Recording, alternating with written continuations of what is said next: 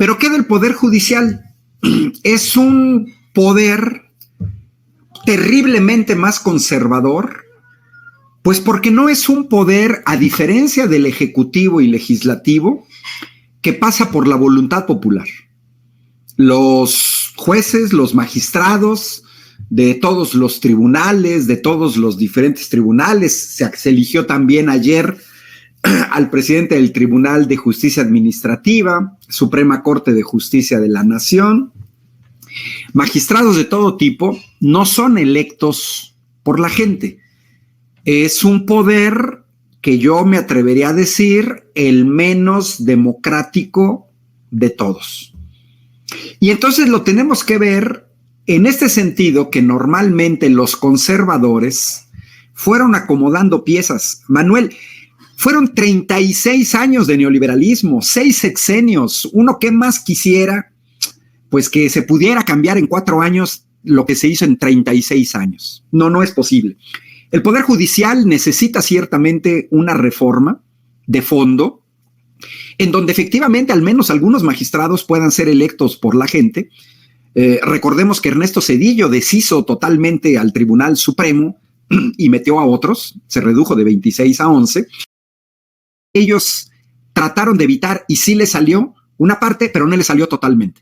Por un lado, obstaculizar la llegada de Yasmín Esquivel, porque con datos mayores o menores la veían como la más cercana al Poder Ejecutivo de la 4T. ¿Qué es lo que pretendían? Pues que el presidente no tuviera de alguna manera una ascendencia. Ahora, que me disculpen, Manuel, que me disculpen, pero si tú ves a los jueces en Estados Unidos, en España, en Alemania, en el Reino Unido, en Italia, en Francia, en cualquier país que te venga en mente, cuando se hacen cambios en el Poder Judicial, los nuevos jueces son más o menos cercanos al poder en turno. Hola, ¿qué tal, Jacobs? Bienvenidos a un video más del Jacob. Pues no lo esperaba el PRIAN, ni los ministros, ni la juez presidenta Piña, ya que sale el ingeniero Ángel Banderas y lo revienta por completo. Se va con todo contra los ministros corruptos, ya que se van en contra de nuestro presidente Andrés Manuel López Obrador y los intereses de los mexicanos. Increíble, pero cierto. Así que, pues bueno, sin más preámbulo, veamos de qué se trata y cómo estuvo, ya que no se guardó absolutamente nada el ingeniero Ángel Banderas. Y ahorita comentamos, ¿por qué no? ¿Quién gana? ¿Quién pierde, querido doctor, en esta situación con la nueva ministra presidenta? Mira, yo creo que Manuel, va más, es de mayor espesor lo que está en juego. Hay que tomar en cuenta, hay un dicho muy famoso: una cosa es ganar el gobierno y otra cosa es ganar el poder.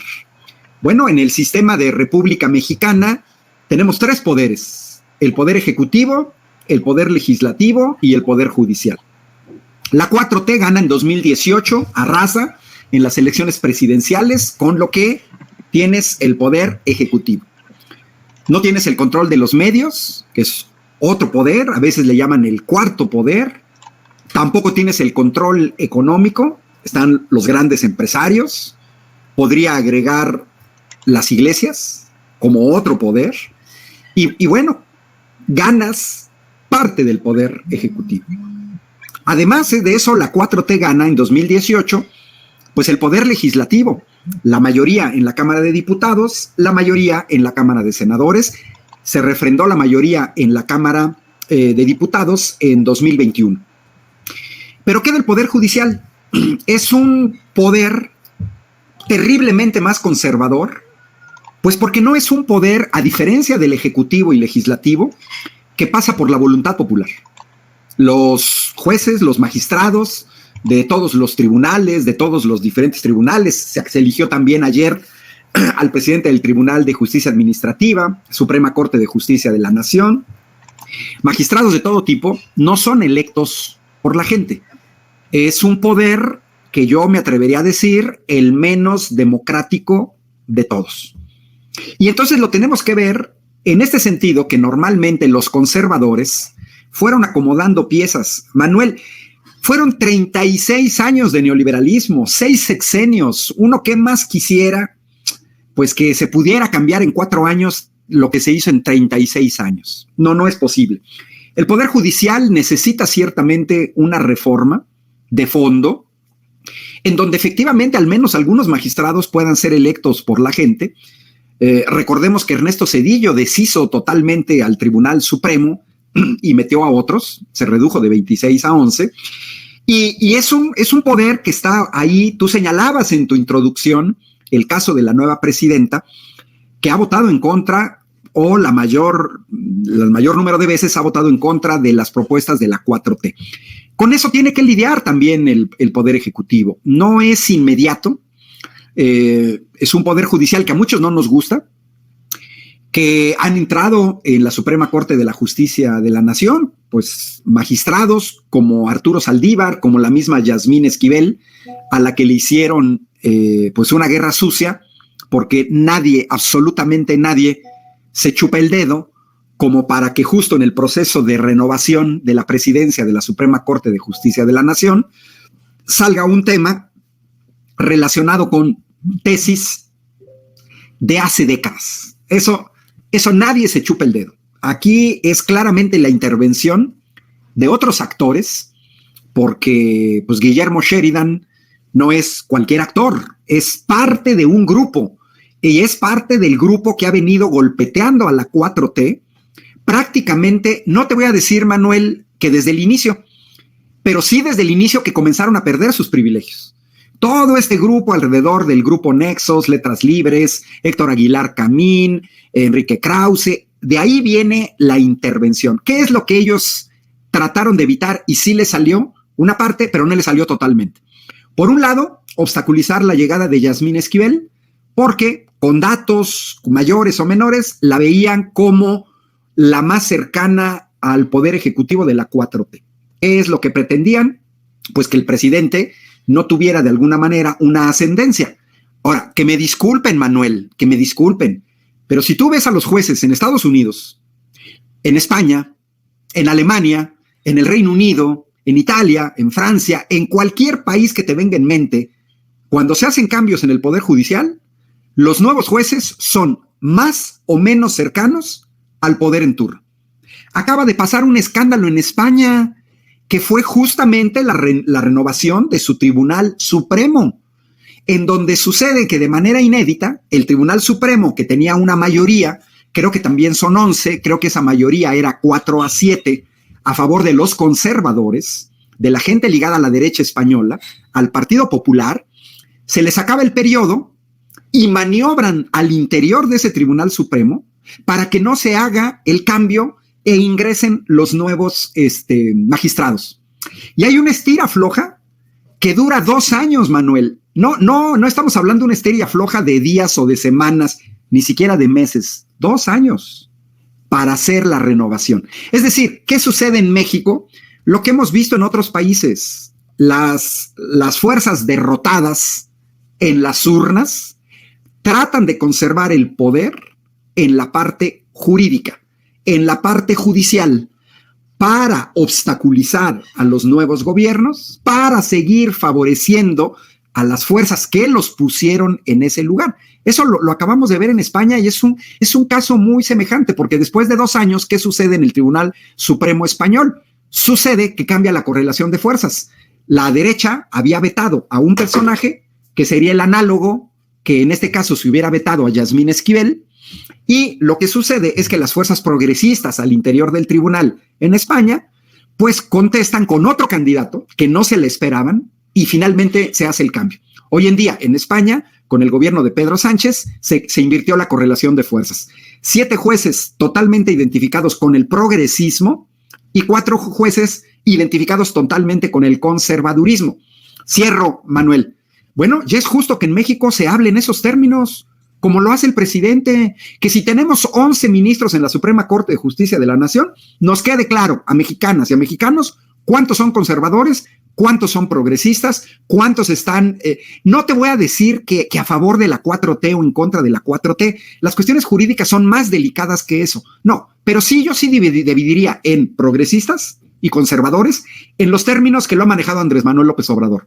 Conservadores, los que están a favor del status quo, los que estuvieron siempre a favor del status quo con el neoliberalismo, los que añoran la manera de comportarse del neoliberalismo y los jueces que entienden que estamos en otros tiempos, que hay un nuevo México. Y yo en ese tiempo sí dividiría. Cierro, quedó Norma Piña. No era la candidata quizás de las fuerzas progresistas, está muy bien, pero tampoco quedó el candidato de las fuerzas conservadoras, que era Ortiz Mena.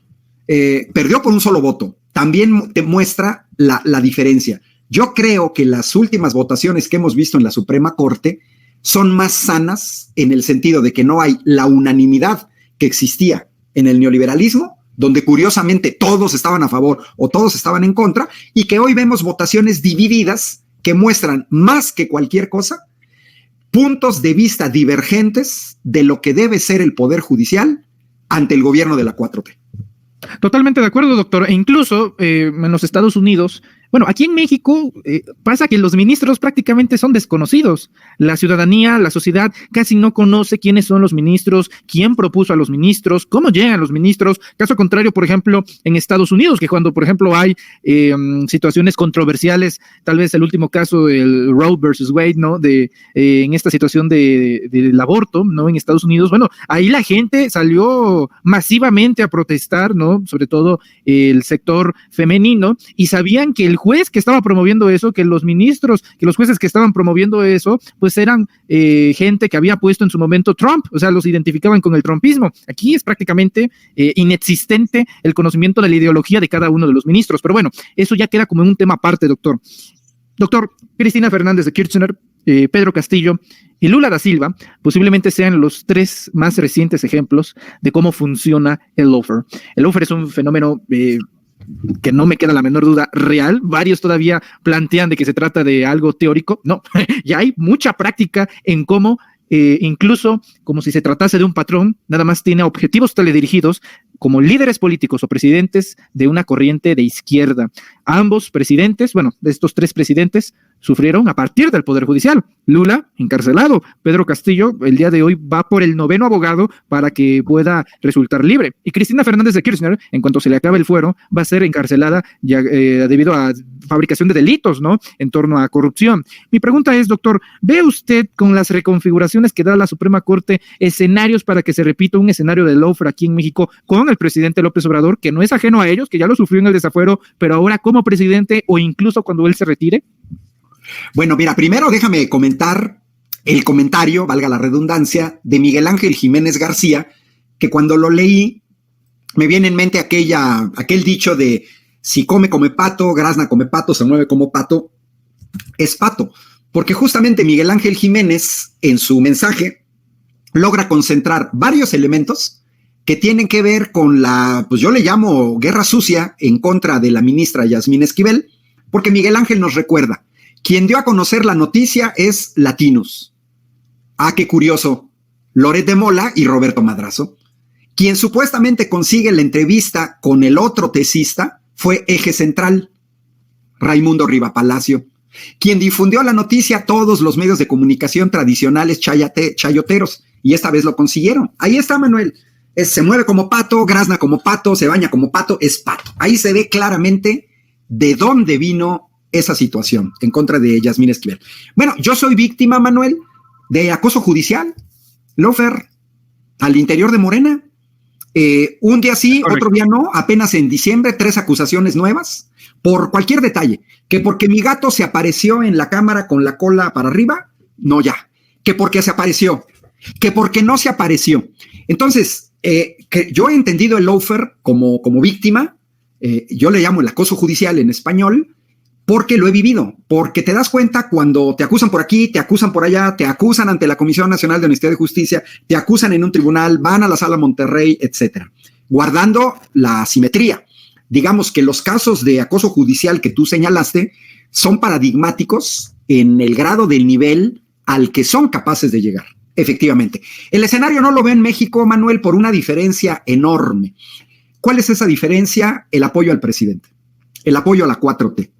Las encuestas, las elecciones arrasadas por Morena, la confirmación de la mayoría en la Cámara de Diputados, las gubernaturas ganadas, ya casi 2/3 por gobiernos de Morena, y veo una esperanza en la gente, un optimismo, unas ganas de que la 4T siga, que hacen muy difícil un ataque de este tipo. Cuando se da el ataque a Lula da Silva, que no fue el primero, o sea, antes de Ignacio Lula da Silva, recordarás que Loeffler se dirigió contra Dilma Rousseff, porque Dilma Rousseff era la presidenta de Brasil que fue defenestrada, y fue defenestrada en este Congreso, en el cual quien tenía la mayoría en el Congreso es el caso de Pedro Castillo. Desde ahí se promueve el acoso judicial. Claro, necesitas no nada más un aparato judicial, sino también necesitas un entramado jurídico que te lo permita. En el caso de Perú fue muy sencillo, porque la ley en Perú, de manera absurda, permite, por ejemplo, que tú no puedas nombrar a un ministro o a un secretario de Estado si no te lo aprueba el Congreso. No, pues tiro por viaje, el Congreso, pues siempre votó en contra de Pedro Castillo. Se tienen que conjugar muchos factores y con un poder que tiene la mayoría en el legislativo y el ejecutivo, lo veo prácticamente imposible en el caso de México, porque además tenemos una oposición totalmente desprestigiada, sin credibilidad, mentirosos, mienten hoy, mienten mañana, van a mentir pasado mañana, y luego pues las mentiras tienen patas cortas. Sí, 2023 va a ser un año donde vamos a ver incrementados notablemente las fake news, ¿no? Todas estas campañas negras de mentiras, de calumnias, de denostación, porque no hay propuesta. No hay propuesta. Entonces yo lo veo muy difícil el escenario que planteas. Eso no quiere decir que no se intente. Se ha intentado, acuérdate, con los amparos. Se han utilizado diferentes juzgados, en una parte en los amparos y en otra para liberar a delincuentes o para que delincuentes no caigan en la cárcel. Eso creo que sí lo vamos a ver. El hecho de que, por ejemplo, lo último, la reforma electoral fue aprobada por el Congreso. Estamos esperando que se apruebe en el Senado en febrero. Bueno, pues que ya van a meter controversia constitucional. ¿Qué tratan de hacer? Obstaculizar una política de la 4T, pero además, Manuel, que va en sentido totalmente opuesto de lo que la gente desea. Ya vimos que dentro de varios puntos de la reforma judicial propuesta por el presidente, pues alcanzaban a puntas del 80-85% de que la gente estaba a favor. Entonces, no es tan sencillo, pero las derechas nos han enseñado en los últimos 120 años que son muy poco democráticas, que aceptan los resultados electorales cuando ganan, pero cuando pierden, como dice el dicho, quieren arrebatar. Lo hicieron en Brasil, lo hicieron en Perú, lo hicieron en Venezuela, lo hicieron en Bolivia, lo quieren hacer también en México. Pero no lo veo, afortunadamente no lo veo. La marcha del 27 de noviembre nos muestra a un gobierno con un apoyo tremendo, que te voy a señalar que periodistas europeos y ciudadanos europeos que vieron esas marchas dicen, wow, en México tienen un presidente con un enorme apoyo popular. Yo diría que ni le busquen, mano, porque ahora sí que sale el tigre, ¿eh? O sea, no este tigre, no, ni a tigre llega, pero el verdadero tigre, Manuel. No, el tigre, el león, el elefante, toda la selva, querido doctor. Doctor, como un pequeño paréntesis, porque usted sabe que si algo se conoce públicamente, pues es que es apreciado por las audiencias, y es por eso el interés de esta pregunta. ¿Ya tiene usted identificado qué intereses, quiénes o qué están tratando de promover todavía este acoso judicial, Loeffler, en contra suya? Porque no es nuevo, lo platicamos hace ya meses, cuando incluso hubo una resolución bastante controversial y polémica, tanto en el partido como en Querétaro, es decir, todo un rollo, y nos comenta que todavía sigue. ¿Qué pasa ahí, doctor? Mira, es evidente, Manuel, que cuando tú pisas callos, cuando te comportas de una manera distinta, nace el contraste. Ahorita apenas el 28 de diciembre, la Comisión Nacional de Honestidad y Justicia terminó aquel caso de expulsión que después se convirtió en destitución de mi cargo como secretario de organización del Comité Ejecutivo, que después fue una suspensión de derechos por 6 meses, terminó en una amonestación que, te voy a decir de manera sincera, si yo cometí un error no de mala fe, desde el principio hubiera sido una amonestación. Sí, pero en diciembre me caen 3 nuevas acusaciones. Es del mismo grupo. Es un grupo que no trabaja para Morena, sinceramente, pero que tal pareciera ser que su objetivo es obstaculizar a Morena desde el interior de Morena. No creo que sea el único caso, no soy yo. Yo creo que en otros estados de la República pasa lo mismo. Y digamos que ese es el precio por pagar cuando tú abres las puertas de un partido de manera indiscriminada, sin filtros, porque te entra de todo. Y dentro de todo te entra gente que te quiere boicotear desde el interior. Pero también hay aprendizajes. Mira, yo no soy, ¿qué te diré? Yo no soy de grito y sombrerazo, ni tampoco me deprimo. No. Yo creo que forma parte de la construcción de un partido que todavía está buscando su camino, que es importante que lo halle, una vez que Andrés Manuel termine su periodo. Entonces forma parte un poco de los jaloneos internos. Gente que por un lado se quedó molesta por la posición pública que yo asumí y que era mi deber el 2021, en el proceso electoral de 2021 en Querétaro, y por otro lado, pues porque mira, yo soy secretario de organización, pero no cobro nada, porque nunca he cobrado nada en Morena, fui presidente 5 años del Consejo Estatal, no cobro absolutamente nada, yo vivo de mi trabajo como profesor universitario, y también eso pareciera ser que molesta. Entonces estamos un poco a ese nivel, pero yo diría que es un nivel muy bajo, Manuel. Pero bueno, están los aprendices del lawfare, ¿no? Imagínate nada más, me acusan de violencia, otra vez me acusaron de violencia política en razón de género, porque en una rueda de prensa dicen que no señalé el nombre completo de hombres. O sea, uno dice, caray, no mencioné y no tenía por qué mencionarlos. O sea, el lawfare, ¿qué caracteriza el lawfare, Manuel? El buscar cualquier detalle, lo que decías de Cristina Fernández de Kirchner, es buscar cualquier detalle, haya pruebas o no haya pruebas, para que sea sancionado. Con Cristina Fernández de Kirchner se fueron largo, porque se supone que la castigaron, que ya no puede tener ningún cargo público. Es cierto que ya tiene una cierta edad. Es probable que ni siquiera ella misma haya hipotizado. Pero también, Manuel, una cosa curiosa, más allá de que hablemos de jóvenes, tú que eres un joven, fíjate lo que ha ido pasando en el mundo. Boris Johnson, Joe Biden, Donald Trump, Andrés Manuel López Obrador, Ignacio Lula da Silva, la misma Cristina Fernández de Kirchner. Bueno, hay una serie de países, y en Italia mucho tiempo gobernó Silvio Berlusconi, el mismo Mariano Rajoy en España, pues no se cuece al primer hervor. O sea, hay una serie de, Angela Merkel también, hay una serie de países donde todavía observamos que llegan a la presidencia personajes que tienen arriba de 70 años de edad.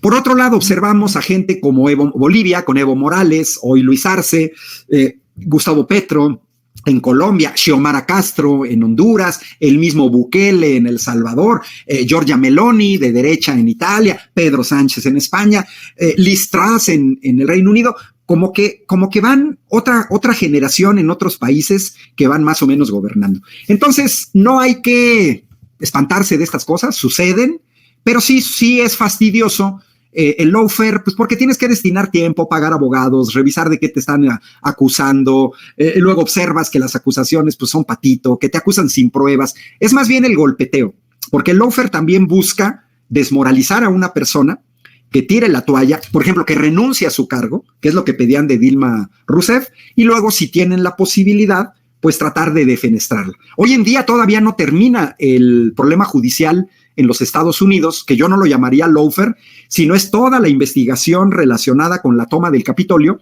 para impedir la llegada de Joe Biden. Yo creo que los poderes judiciales en todo el mundo tienen precisamente la enorme responsabilidad de no caer o de no ser instrumento de lawfare de grupos que tienen intereses que van en otro sentido y que aparentemente utilizan la justicia. Lo hemos visto en México con muchas ONGs y sobre todo los amparos de las empresas eléctricas o los amparos usando como pretexto la cuestión del ambientalismo en el caso del Tren Maya.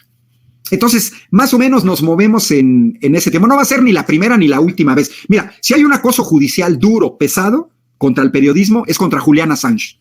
O sea, lo que le ha hecho el gobierno de los Estados Unidos, las presiones Inglaterra, detenido en Suecia, etcétera, la extradición, el hecho de sacarlo del consulado en Ecuador con la complicidad de Lenin Moreno, yo creo que si hay un acoso judicial mayúsculo, el que más tiempo ha llevado no ha sido contra un político, sino ha sido contra un periodista, verdadero periodista, Julian Assange, pero los que tienen mayores consecuencias, Manuel y público que nos está siguiendo, son los que defenestran a un presidente o una presidenta legítimamente electa, que fue el caso de Dilma Rousseff.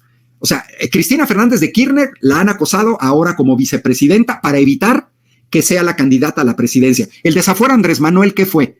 Inventarse el pretexto de una calle, de un hospital privado, ¿para qué? Para que no fuera candidato. Hoy en día lo que se le hace a Cristina Fernández es para que no sea candidata en el próximo periodo. Y la otra es, ya fuiste candidato y ya ganaste.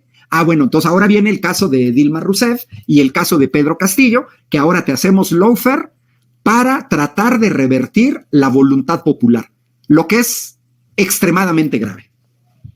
Doctor Ángel Valderas, yo le agradezco mucho su tiempo, su presencia y su análisis para examinar justamente este fenómeno jurídico del cual en los medios corporativos no se habla mucho, pero que con su sapiencia nos ayuda a entenderlo un poco más y sobre todo siendo usted víctima justamente de este fenómeno, vamos a estar al pendiente y vamos a estar también dándole cobertura a todo el caso. Doctor, es un año extraordinario, vienen varias cosas, 2 elecciones estatales, la definición de la candidatura presidencial y muchas cosas más, así que sabe que aquí es su casa, que le abrazamos, que lo admiramos, que lo queremos, que lo apreciamos, que lo respetamos mucho. Le enviamos un fuerte abrazo y le solicitamos que por favor nos comparta sus redes sociales para estar al tanto.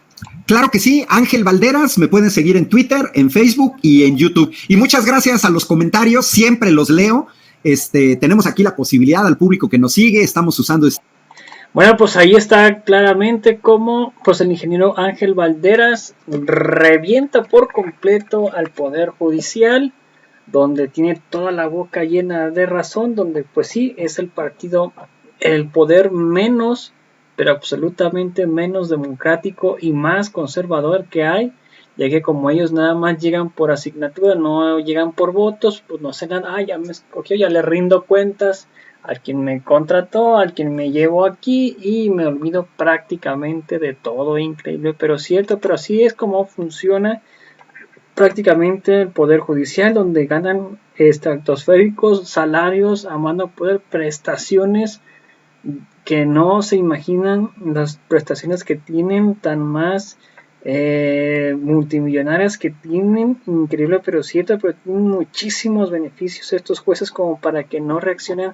al poder y al interés del poder del país a favor de la gente, y sin embargo pues son gente que no se acercan a los que vienen siendo pues al pueblo, ¿no? Están muy alejados, se creen como que están metidos en una burbuja y de ahí pues no los puedes sacar, pero pues ahí está prácticamente donde sí se necesita una reforma a fondo, una limpieza absoluta. AMLO el Magnífico ya no pudo ampliar esta reforma porque era o haces A o haces B, se dedicó prácticamente a hacer A, prioridades, a hacer lo más importante, y ya de ahí pues prácticamente a lo que pudo hacer, lo que alcanzó a hacer en el Poder Judicial, donde sí, a muchos no nos gusta prácticamente lo que hay en el Poder Judicial, y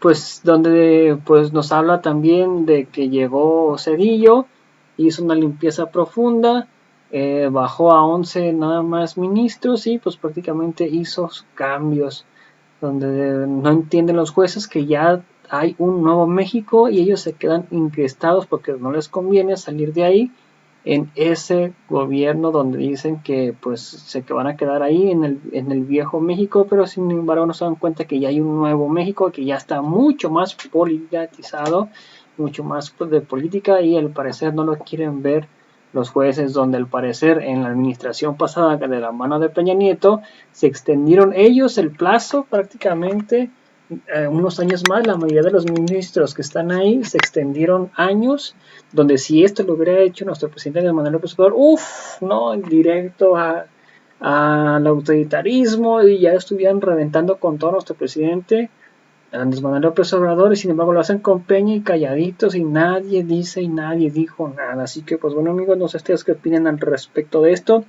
y me puedes apoyar con un like en la página de Facebook, una suscripción en la de YouTube, si me puedes regalar un like tanto como en la página de Facebook, digo en los canales, y más que nada en los videos, tanto como Facebook como YouTube, que los comentes y los compartas para que más personas los vean, sería completamente fantástico.